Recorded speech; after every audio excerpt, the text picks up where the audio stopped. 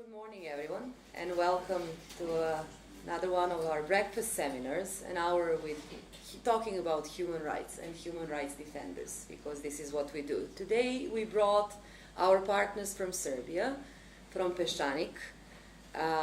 Peščanik is an NGO, but also a media platform that serves as a watchdog and the voice behind the civil society in Serbia.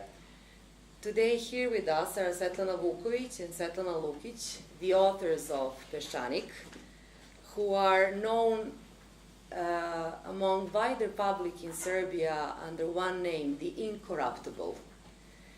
These are the brave people, the human rights defenders of Serbia, that are still challenging the mainstream narrative. And the mainstream narrative is something that we are obviously going to discuss today, because it's very important to explain and provide additional information and views on what's actually happening today in Serbia. Serbia today is on its way towards EU candidacy, but it's still very challenged, and this is something that both Svetlanas will talk about.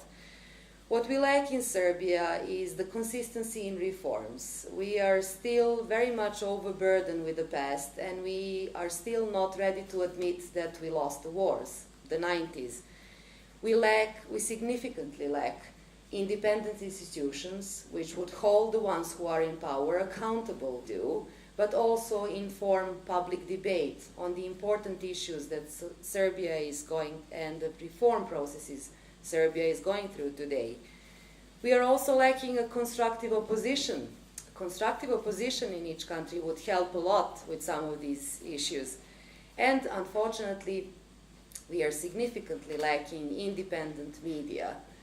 Independent media, or the ones who are on the forefront of struggle for free voices and alternative voices during the 90s and after 90s in Serbia, are today by a large extent silenced by economic and political pressures in the society. We almost no longer have the proper analytical reporting. We don't have, or we lack, serious investigative reporting. We no longer discuss issues which are very crucial for the society of Serbia today. We don't have a public debate in Serbia on the focal topics for our society. This is why it's very important to have people who are still willing to put a struggle and to open some of these difficult topics that we have to discuss on a daily basis. Why is Serbia inconsistent in reforms? Why is our judiciary so weak? Why such a big extent of corruption? What's wrong with our education? Education is one serious topic that we still did not manage to actually open in a proper way in Serbia, because we still have unreformed textbooks of history. What you have to do on a daily basis in Serbia, if you're working with human rights, is that you need to challenge the mainstream narrative. What the whole society is saying, that we are on our way towards EU, that things are going to get better, that we are almost there. We have a mantra by our president and the leading coalition at this moment that says both EU and Kosovo. What does it actually mean is something that Svetlana's here will discuss together with us. And what does it mean for people, for ordinary people, that need to make educated decisions about their lives? Why is this important? What is it that we lack? Where are we heading to? Is EU only one big group with loads of money that will allow us to get more jobs? Or does EU as a concept come with certain values, and what are those values? What is it that we as society need to learn, and what is it that we need to know? And how do we reform our thinking and not only our systems and mechanisms?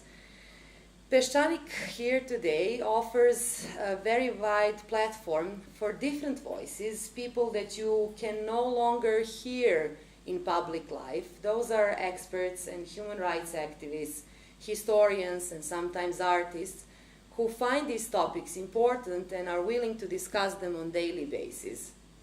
they steer public debate. They offer context, they offer analysis, and they offer opinions. And those are usually the one that I will repeat are challenging the mainstream narrative of Serbia today. For this reason, Peščanik is constantly under attack. The radio show that's been on air for 10 years and that has grown from the audience of 90,000 to 470,000 has been constantly, the signal was constantly jammed during their weekly radio shows. Their web portal, which had, I think, 2.4 million visitors last year, just 30,000 visitors, for instance, in month of October, is again also under constant attack. They're bringing down the website. They're attacking Peščanik, they're attacking the authors, and they are attacking the audience sometimes. So during 130 public events or promotions that Peščanik did, in almost 70 or 80% of cases, they had to be guarded by the police forces, which somehow made the whole event kind of difficult to understand, because there you are, you gather with a group of people to openly discuss certain topics, and you have to be guarded by strong police forces. So it just kind of makes it really hard on daily basis to deal with these things. But what Peščanik also has, which no one else has in Serbia, and I claim that, and this is something that really is important, they have a really big community. They have among 140 authors, out of which maybe 10% get some kind of fee for what they write, what they produce. They have among 15 translators from all sorts of languages globally, which provide their offers free of charge. They have people in Serbia and in the region of former Yugoslavia organizing events for them without them having any kind of participation, instead of just going there and being there with those people. Sometimes in huge cultural centers and sometimes in small offices somewhere. This is where they meet. They meet what they call the Other Serbia. The Serbia that is still not accepting what the main issues are and is continuously struggling to challenge, again, this mainstream narrative. So without further delay and introduction, I give you Svetlana Vukovic and Svetlana Lukic, who will give you a presentation, and after that we'll be open for all the questions. Thank you. Svetlana. Thank you. Good morning. I just want to make, do you hear me? Because I'm frightened and I will be very quiet. I just want to make a few more points about Serbia. My son told me that I'm always too grim describing our country, so I shall start by telling that we have nice weather. It is a wonderful spring now in Belgrade. We have some beautiful landscapes, deep forests, mighty rivers, nice art, some exciting festivals, and prominent writers. But beneath the surface, we have some serious problems, unexpected in the geographical European country. Those problems are so severe that sometimes Serbia looks like a third world country, despite the fact that its population is old and fair-skinned, and women do not have many children and do not wear veils. One of our historians has calculated that during the last 200 years, Serbia has waged wars every 7 years on average. It is a country that has never had democratic institutions, that doesn't know or doesn't want to know where its borders are with Croatia, Bosnia, or Kosovo. Serbia is the fourth oldest country in the world and the oldest country in Europe, but not like in Japan, where people grew old because of a high quality of life, but rather because young people are leaving our country. According to last year's census, there are 7 million people living in Serbia, which is 300,000 less than 10 years ago, despite the fact that around 600 to 700,000 refugees moved to Serbia at that time. We have one pensioner for every working adult. We are one of the poorest countries in Europe, the average pay being 350 euros. 11% of people live under the absolute poverty line, earning just 85 euros a month.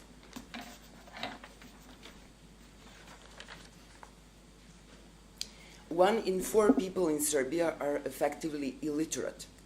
According to the PISA test, 10% of Scandinavian 15-year-olds are effectively illiterate. 20% is the European average, and the Serbian average is 40%. Only 7% of our people have higher education. We are the only European country in which the number of people with higher education is falling, and half of our students never get their diplomas. 30% of households own a computer, but only 15% use the internet once a week. So what do you do in the country like that? Our strategy is that we should act like everything is normal, and that we have every right to ask our politicians about every abuse of human rights. Doing so, we are dealing with a public whose majority supported Slobodan Milosevic for 10 years and still continue to support nationalistic parties. Half of our people still think that Radovan Karadzic and Ratko Mladic are not responsible for any crimes and that they should not have been sent to the Hague Tribunal. A good example of state of Serbian society is women's rights. 1 in 3 Serbian women is a victim of violence. Last year, 1,000 women were killed in Pakistan, 50 in Serbia. In comparison to the total population, the score is similar.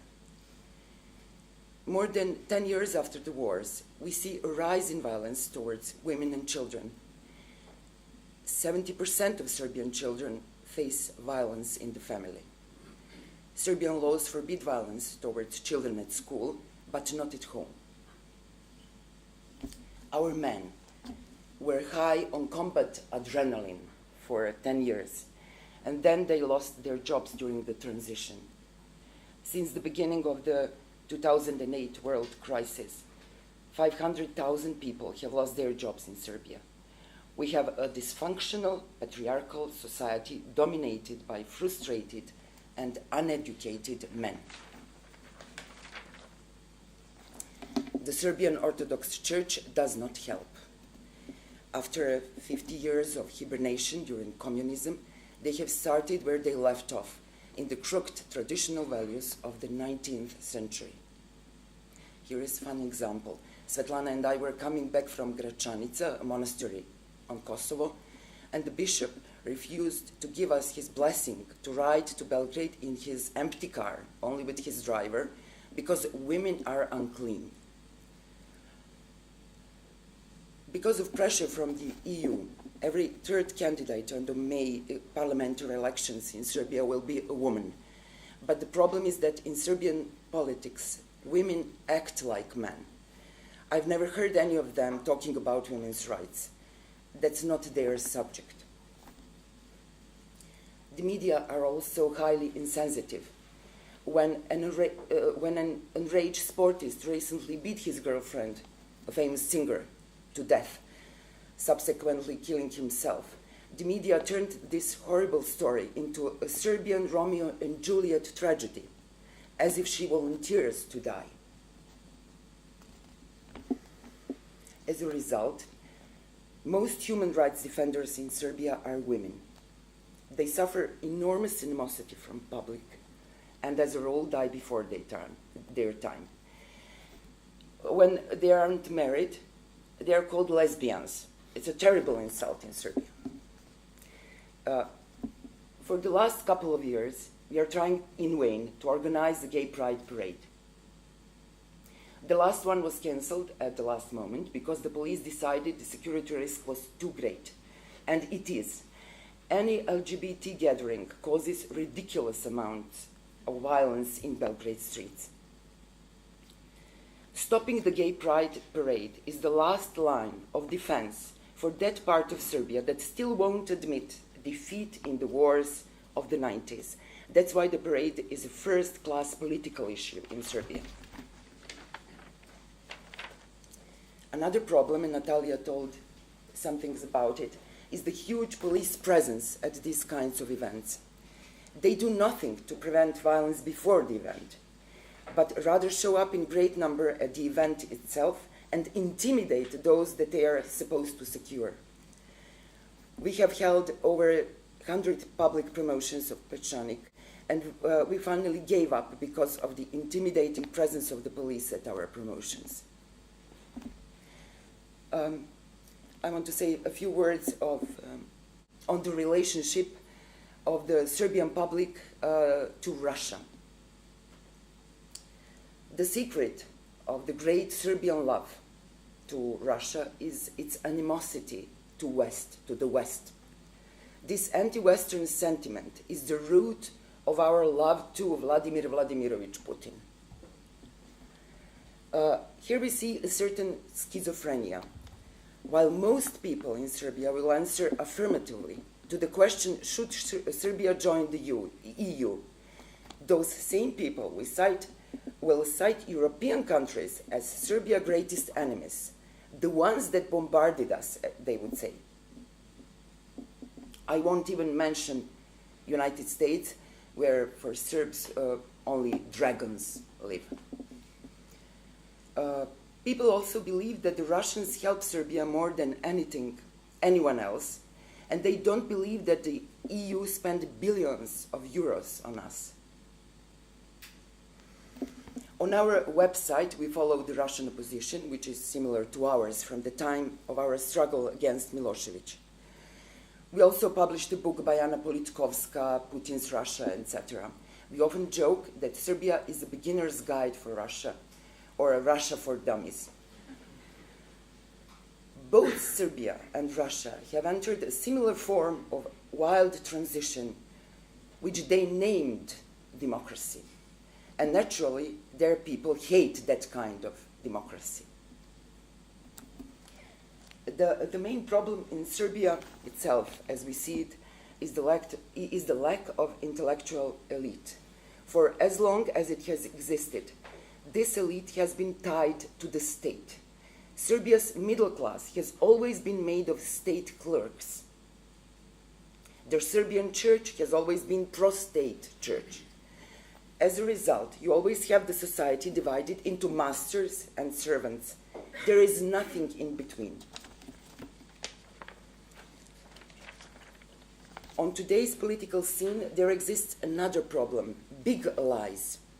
Most of our radio shows are about unmasking the various lies of politicians. For example, Kosovo has the world's largest coal reserves, and that's why they took it from us. This large-scale lying is something international diplomats and politicians don't understand about Serbia. On the other hand, we have the Serbian public tired of the affairs that were begun and never finished. Our Commissioner for Information of Public Importance is the busiest and most frustrated man in the country. Most information is unavailable to him, even though he constantly gets questions from both the public and the ministries. Our ministries are small, independent entities divided amongst coalition partners, and they hide their businesses from each other. Then the ministries ask the commissioner to find out what the other ministries are doing. In this situation, investigative journalism cannot be done. The only way to get information is through the police, and they would manipulate you, of course. The state of the media in general is worse than under Slobodan Milosevic, when there was some independent media. Now people sometimes praise the two of us, since we are the only ones that are not owned by anybody. If one radio show and a few sites is all that's left of the independent media 10 years after the fall of Slobodan Milosevic, then that is what I call an epic failure.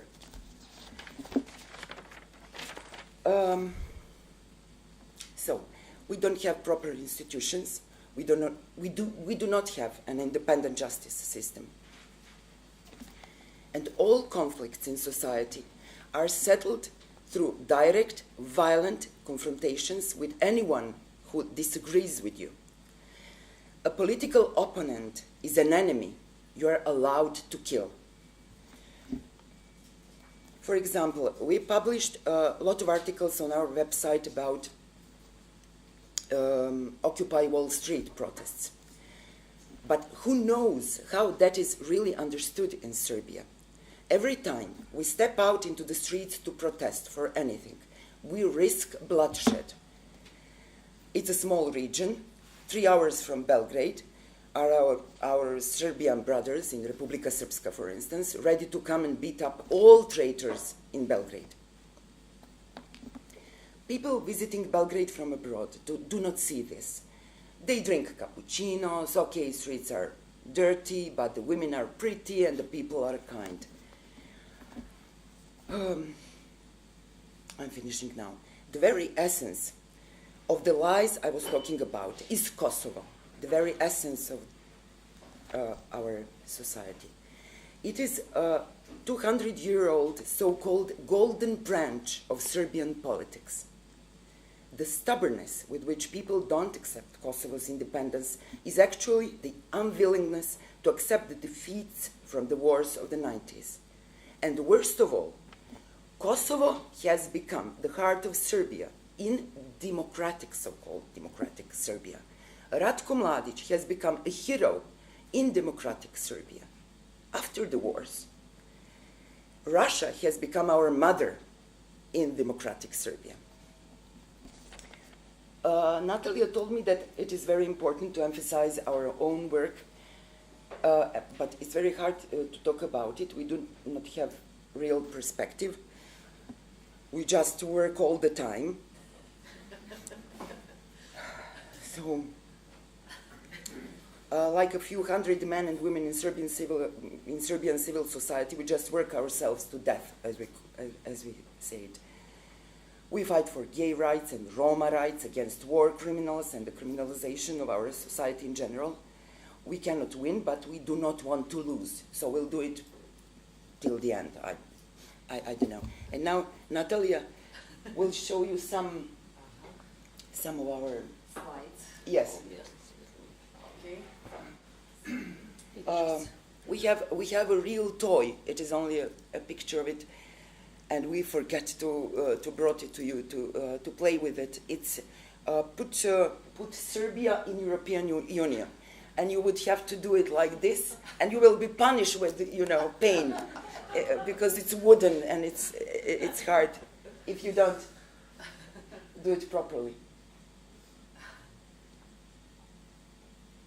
Now we are all on a web portal. We have a radio show, which is also on the website. We published some 30 books, and we have that kind of public activism, trying to organize events. This is our main page of our site. Some radio stations, old-fashioned radio stations, are actually rebroadcasting our radio show.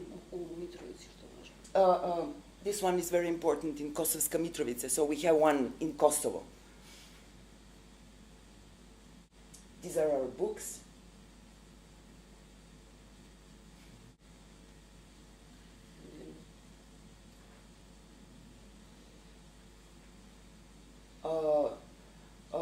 We are doing our promotions everywhere they would call us. So in some really small cities, this is Svetlana in pink, smoking, and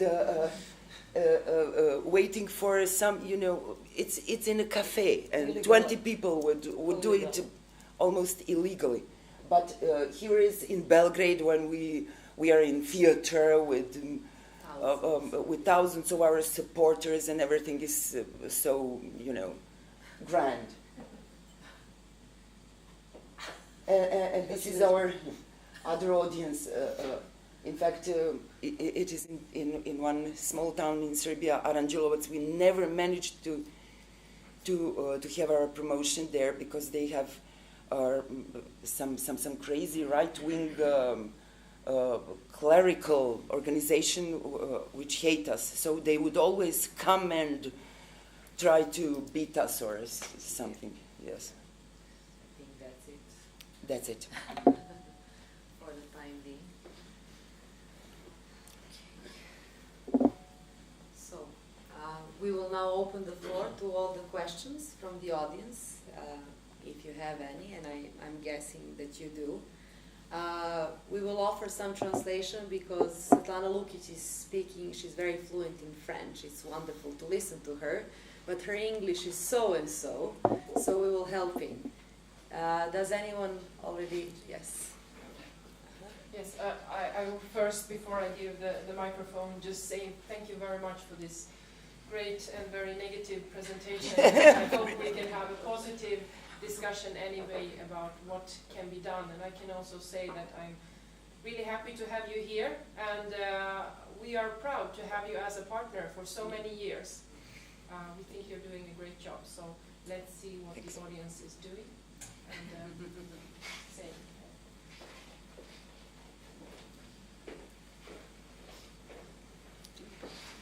Thank you very much for your presentation. My name is Bill Schiller. I'm from an LGBT group, Tupilak, working in the Nordic area.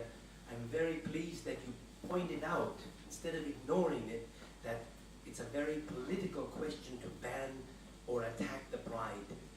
And it's the last front line of those who refuse to lose the war and give up their macho mentality against women, against gays. My question is, what is your suggestion, your strategy for changing this attitude? What suggestions do you have for the LGBT community in Serbia to ally with you? And what suggestions do you have to us abroad here in the Nordic area? How can we help in this battle against this very political situation?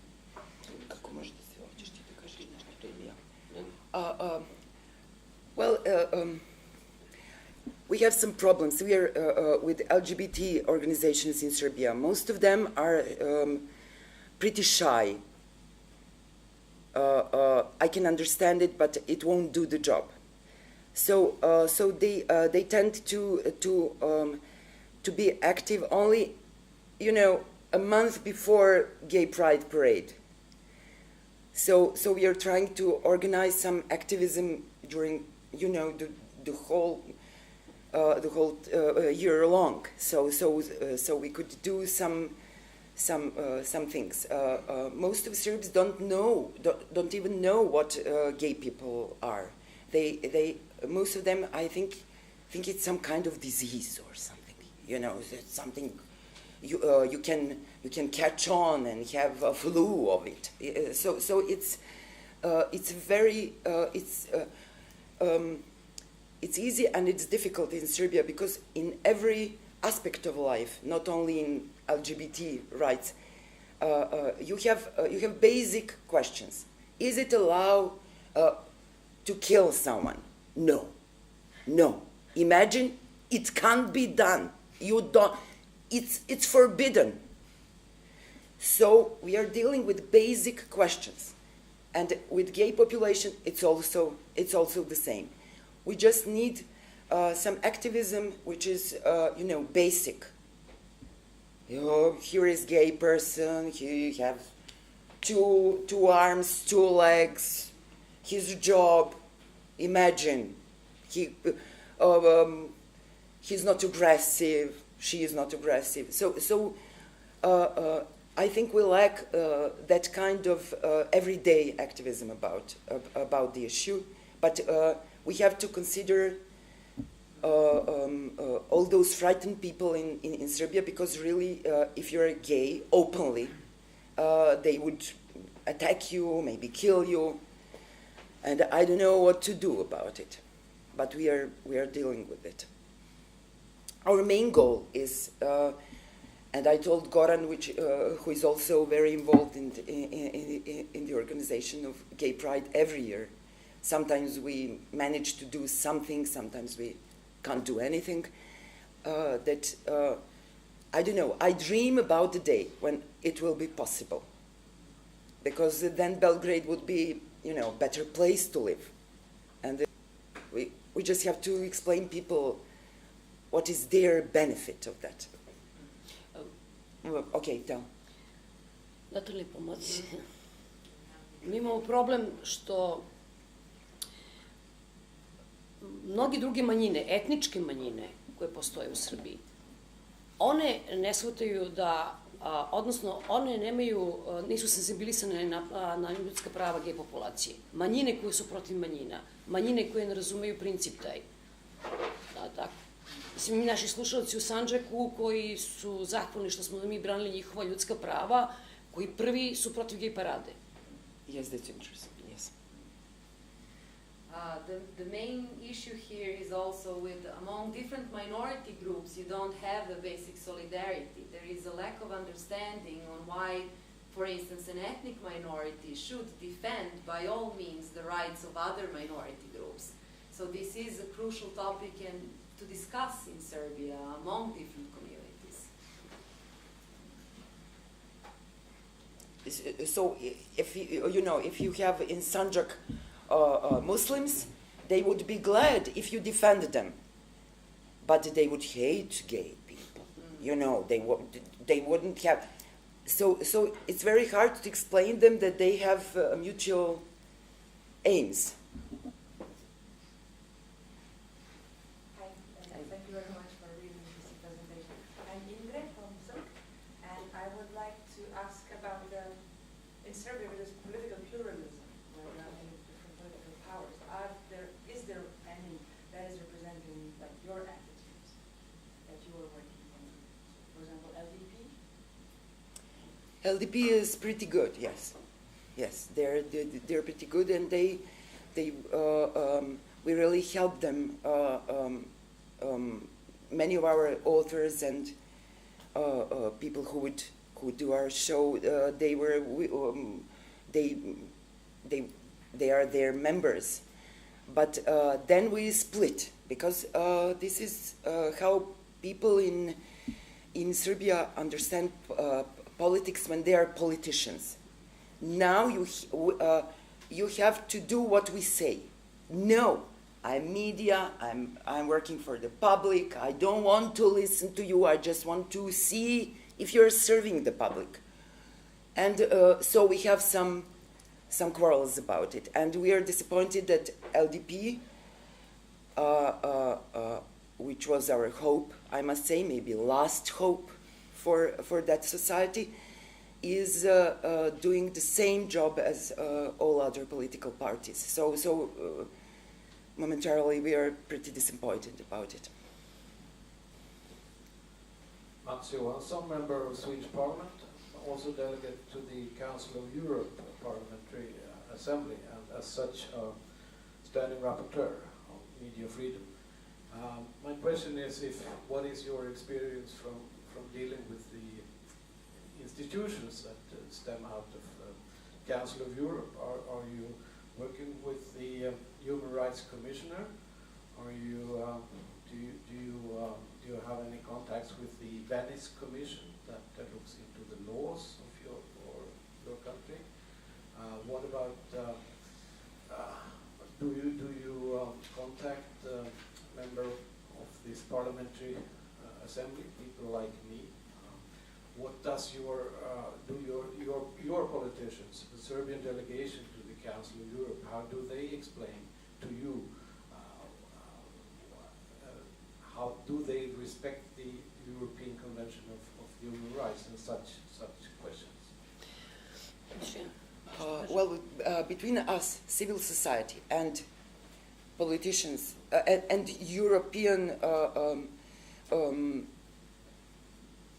European Union, it's our, a wall of our politics, our official politics. So we can't see through them. We can't get anywhere.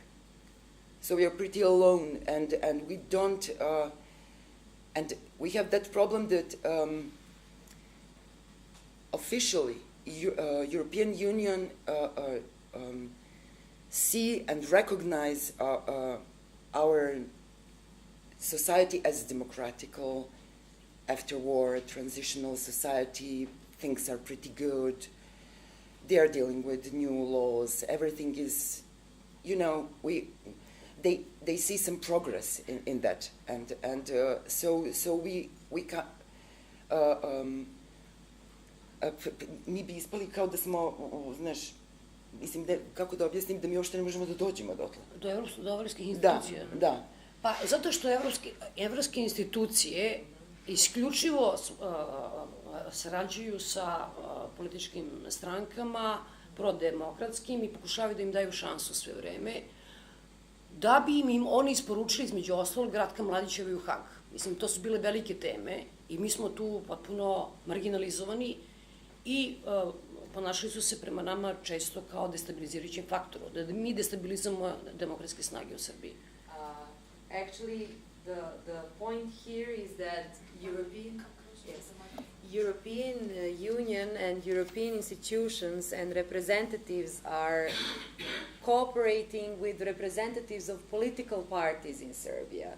So there is no point of convergence where you would access, you know, working as an NGO or a free media or whatever, access these people and tell them, well, this is it. This is where all the problems are. In return, of course, this is one thing that can be explained to a certain extent in Serbia's way towards EU candidacy, but at the same time, the EU representatives or EU officials would have expectations from these political parties that they are interviewing. So in the end, we get Ratko Mladic to The Hague, but you know, someone like Peščanik becomes a factor of destabilizing, becomes almost like part of a problem instead of part of a solution.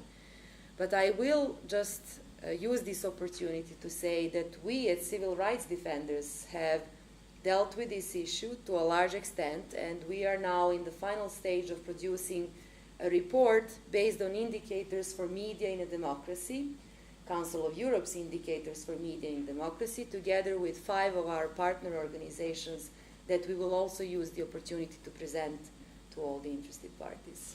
Mislim da postoji zabuna, jer mislim da ljudi iz Evropske unije i sa Zapada ne shvataju jednu stvar. Mi imamo mnoge institucije koje lično demokratske institucije i s polja gledano važno da u tom smislu mi ispunjavamo neke uslove. Mi znamo da to apsolutno ne postoji. It's very important also to understand to all the people looking at Serbia that we have a lot of institutions, but they only resemble democratic institutions. It's almost like a facade. We, the insiders, know how they actually work or don't work. Hoću da kažem da mi smo mislili da Srbija apsolutno nije zaslužila nikakav status ni kandidata.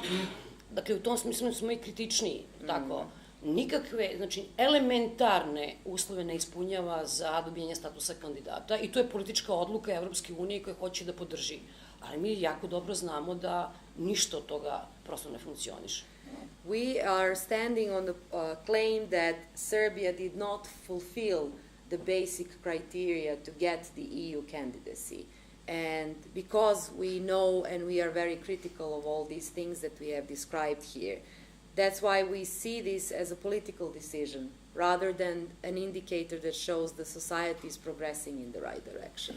I samo to da kažem, zato što postoje neki politički procesi koji moraju da traju verovatno toliko dugo. Mi gledamo Srbiju iz druge perspektive, mi smatramo da ćemo to tada pocrkati ako se bude tako to kretalo i zato smo, kako da kažem, govorili o ovim podacima, jer mi gledamo ceo taj proces sa stanovišta ljudi koji svakoga dana umiru u toj zemlji, izumiru, i to su na neki način 2 pogleda na stvari. The reason why these two views are kind of opposing is because if you look at from the political perspective, these are processes that take time. And of course you want to make benchmarks and just register that you tick the box, oh, this was done, and that was done, and this was done.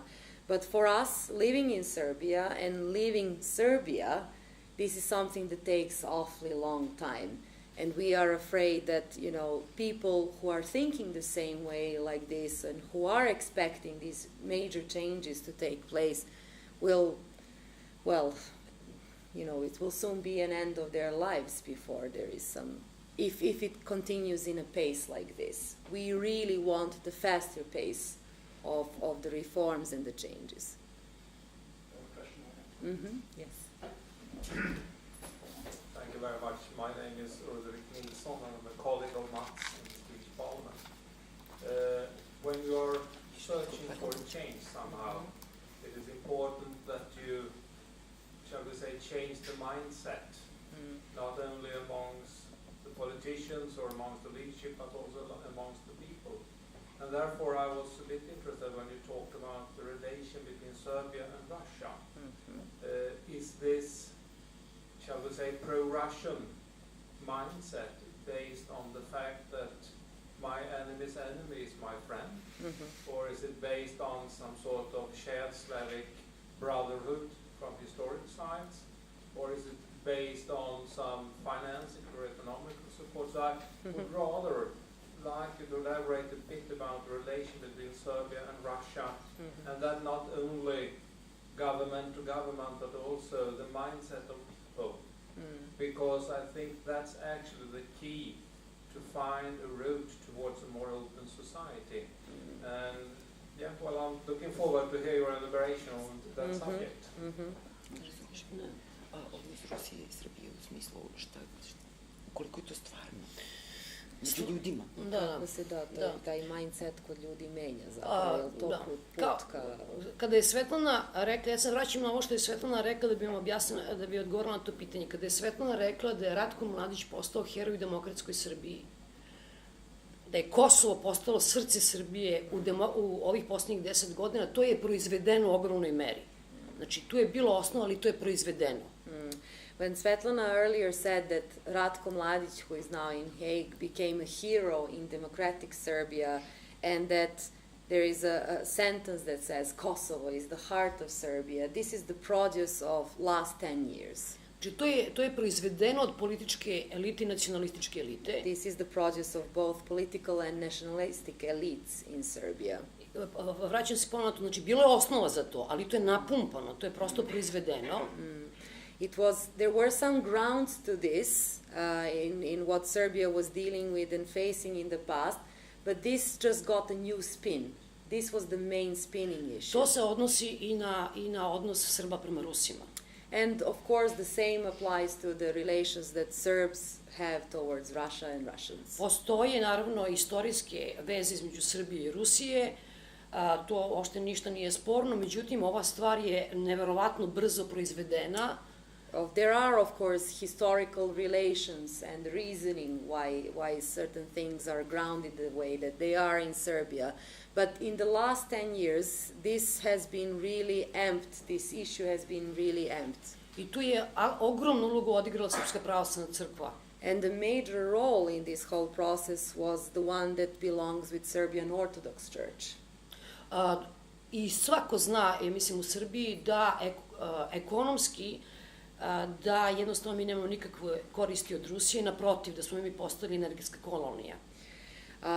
I think every single person in Serbia is very much aware that we don't have any financial or economic benefits of these relations with Russia. Quite the contrary, Serbia is also another one in the list of the countries that are becoming the economic colonies of Russia.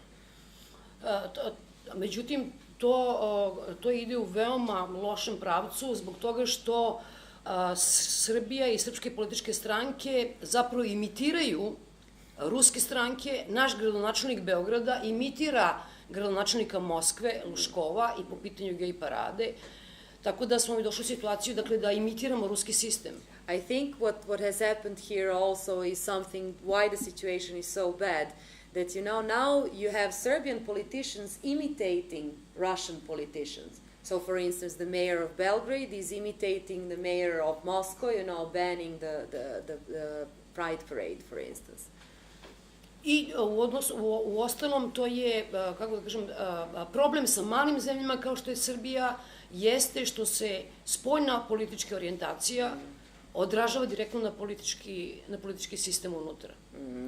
And of course this is a common problem with the small countries like Serbia, where the way you orientate in your foreign policy is immediately shown within the political system of the country. You can see it right away. Hello everyone, my name is Svetlana. I work as Program Officer for Serbia at the Swedish International Liberal Center, where we mainly work with supporting LDP women in the EU. I have a question about Serbians in Sweden. The Serbian Association in Sweden, they usually attend our seminars about Serbia, and they usually hijack them. They usually have very nationalistic views, and we end up always being harassed by them, phone calls, emails, everything. They also have a group on Facebook that's called Sanningen of Alla, which means the truth for everyone, with 15,000 members that are all Scandinavian Serbians who talk about nationalistic values that they wouldn't accept in Sweden, but they accept them for Serbia. So I'm wondering, what do you think about this? Why do you believe this kind of movement actually exists within the Serbian Swedish community or the Scandinavian Serbian community? Pa on kaže da imaju nacionalističke ovde po 15.000 ih ima članova na Facebooku, znaš. Zašto postoji ta vrsta srpskog nacionalizma i u Švedskoj? Pa jako je lako biti srpski nacionalista, ovako da kažem, jako je lako voleti Srbiju kad ne živiš u njoj. It's very easy to love Serbia when you're not living in Serbia, Svetlana says. To je zajednički imenitelj uopšte srpske emigracije, da je obožavaju kad su 2000 km daleko. It's a common denominator for whole Serbian immigration, you know, when they are 2,000 kilometers away, they really love Serbia. And during the wars from California, they would bombard very gladly Sarajevo, you know, through their messages. Ono što sam htjela da kažem, što mislim da je značajno jeste, bila sam na Kosovu pre nego što sam došla ovde u Stokholm i zapanjila sam se zapravo činjenicom da milioni ljudi u Srbiji, recimo, ili na Kosovu, žive kao paraziti. Mi živimo kao paraziti zato što živimo od emigracije. Finansijski živimo od emigracije. Just before I came here to Stockholm, I was visiting Kosovo and Pristina more concretely, and I was astounded by the fact that the whole societies and the whole countries like, you know, Kosovo and Serbia are living as parasites, Svetlana says. We live actually on our immigration. They support us financially, their families in their countries and so on. Srpska emigracija je bila najgora od svih emigracija i to se odnosi ne samo na ovaj period. Ona, za razliku, pazite ovako, znači, kosovski Albanci su uspeli 10 godina da izdrže državni teror na Kosovu zahvaljujući solidarnosti svoje emigracije iz inostranstva. And now Svetlana will say she's actually making a claim that Serbian immigration is the worst of all these groups of former Yugoslavia. And she says like this: if you take Kosovo as example, Kosovar Albanians have managed to live through 10 years of the worst possible terror of Serbia due to the support that they got from their people who live abroad. Srpska emigracija, ta nacionalistička, koja je nabijala za Slobodana Miloševića, ona jednostavno ne samo u tom periodu, Svetlana ima jednog prijatelja koji je tvrdio da neće da pomaže svojoj rodbini da ne bi pomagao režim Slobodana Miloševića. Znači, oni nisu svoju rodbinu hteli da pomažu. During the same period, Serbian immigration, you know, Svetlana has one of the friends who actually can confirm this, you know, theory, said that during Milošević's time, they didn't want to give any money to their family because they don't want to support the regime of Slobodan Milošević. Tako da su, uvek su na rečima, to su uvek velike reči i nikakve konkretna pomoć i nikome ne pada na pamet uopšte da se vrati u Beograd. So Serbia immigration always has these big words and grand gestures, but none of them is ever thinking of going back to Serbia and doing something there and helping the country there. You mentioned the jamming of your radio station. Is this something of the past, or does it still happen? Does it happen in Belgrade, or does it happen in some of your relay stations. What do you do about this? Are you able to find out which authorities have ordered the jamming of your station? Can you appeal to international bodies to say they're jamming our station like in the Cold War? What can we do about Možda it? ja da objasnim to. Actually, having to answer to that question, we have to say that as of June 2010, Peščanik is no longer broadcasted on radio B92, which was on the forefront of this, let's say, free speech and alternative voices in Serbia, due to many reasons that we will not go into now. So they are now putting their radio show online, and other stations, the ones that you saw on the map, are taking over the content and just, airing it in their own time. For many, many years, they were unable to actually discover what happened to this signal, and there was never a significant answer to this. The same like, with the police investigating when they actually attacked your property or attacked you. Maybe you can say more about it. Zašto oni nisu zapravo nikada došli sa odgovorom kako je ometan signal, ko je bio iza napada I tako? Because it's always state. It's always state. So you don't have anyone to appeal.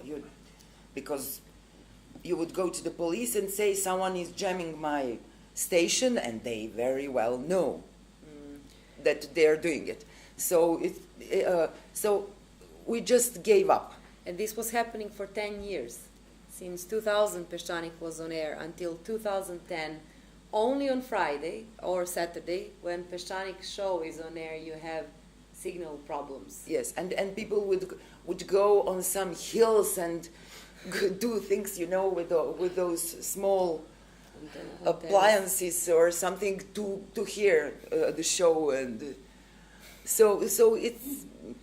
Problem je što desničarske grupe, fašističke grupe su veoma često direktno organizovane od strane države. Ne može onda država da juri te grupe koje ona organizovala. Having to answer to that, I'm sorry, I'm laughing because this is so true that it hurts almost. The problem with that is that these right-wing movements and groups are so close to the government. They're so close to home. And the whole idea is that government was on occasion using these groups when they were unable to act, or it was not politically good for them to act, to sort of steer some pressure or do some kind of campaign or stop something, But then when it comes to calling of the accountability of these groups, then it gets difficult because they were involved somehow. A mnoge grupe su direktno kontrolisane od strane Srpske pravoslavne crkve, od vladnika Srpske pravoslavne crkve. A lot of these groups are also, and this is another reference to this whole Russia-Serbia story, are also stemming and are kind of close connected to bishops in Serbian Orthodox Church. I ruskog ambasadora koji će početi da otima ženu I decu po Srbiji, niko neće hteti da smeti da se suprotstavi. And the Russian ambassador Konuzin in Serbia, who is, Svetlana says, well, his next step would be that he could just go and start abducting women and children in Serbia and no one would tell him anything. Znači, neke od tih organizacija su direktno podržane od strane ruske ambasade. So basically, a lot of these right-wing organizations are financed somehow through Russia or from Russian embassy. Yes. Zdravo, moje ime Aleksandra, and I would like to ask you what your main goal with your work today is. What's the force that drives you to do what you do every day? Even though we are here talking about the problems, about the negative forces, you still seem to have some positivity with the work that you achieve, and I would like to know what your main goal is with it. I believe in happy endings. Ta energija. Da, ajde ovako da kažem, meni je, light motiv je sledeće. Svetlana mi je ispričala Svetlana, možda ćeš ti bolje da ispričaš, onih 6 generacija koji napuštaju zemaljsku kuglu I treba da stignu na drugu planetu. Nemaš vremena. Ne, ajde ispričaj samo začas, to je to. Ajde.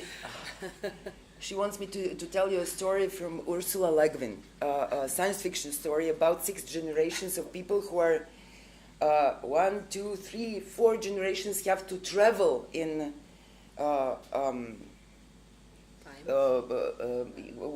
Masirskom brodu, in spaceship, shuttle.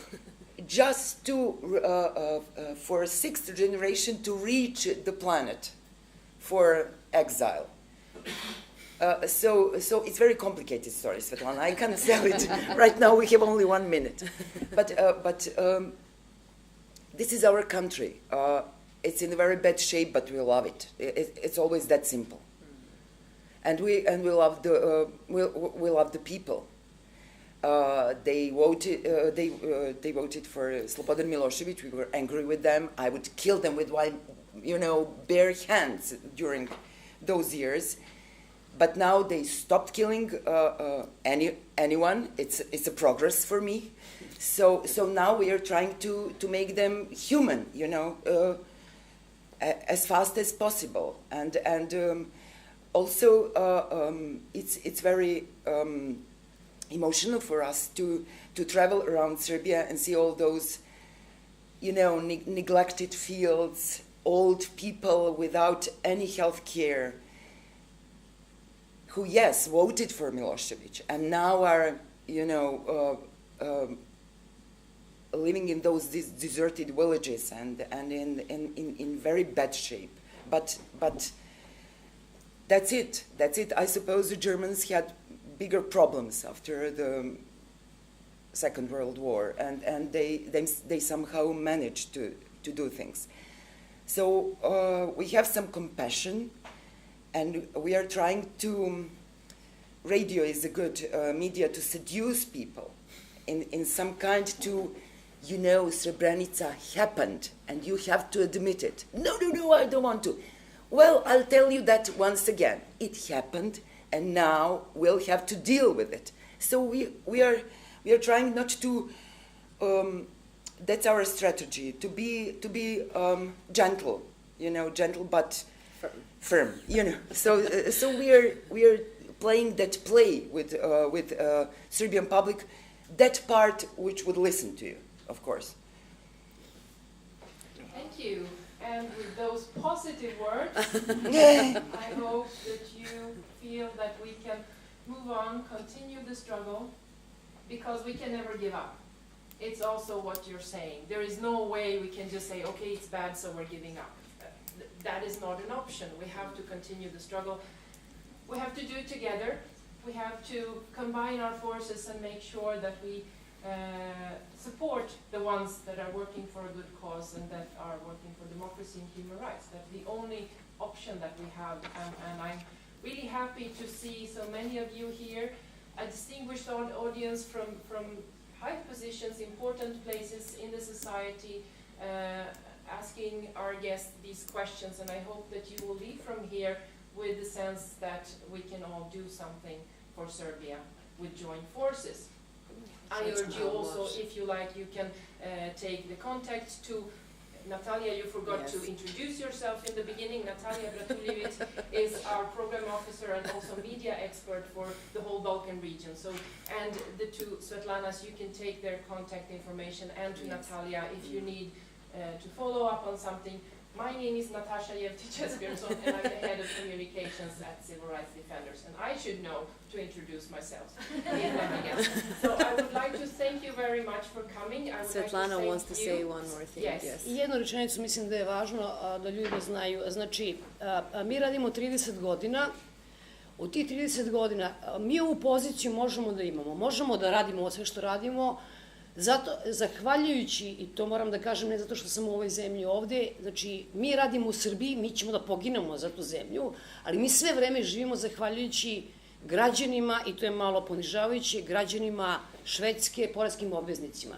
Znači mi živimo u Srbiji, radimo tamo, ali svoju nezavisnost i ovog dugogodišnji rad možemo da zahvalimo bukvalno poreskim obveznicima, pre svega skandinavskih zemalja.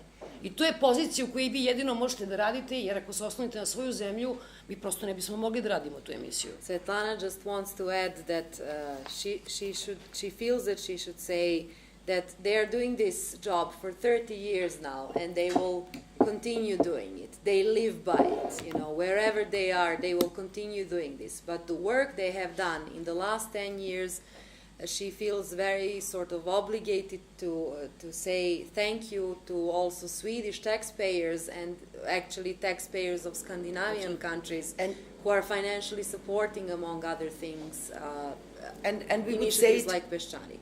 and we would say it in air when Svetlana would say, and now we are.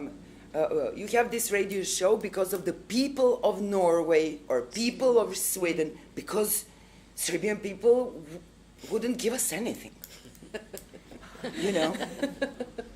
I naši roditelji jedno i drugo... And our parents are very, you know, my father told me when I was traveling with Natalia, he told me, well, you're not a proper representative of our country.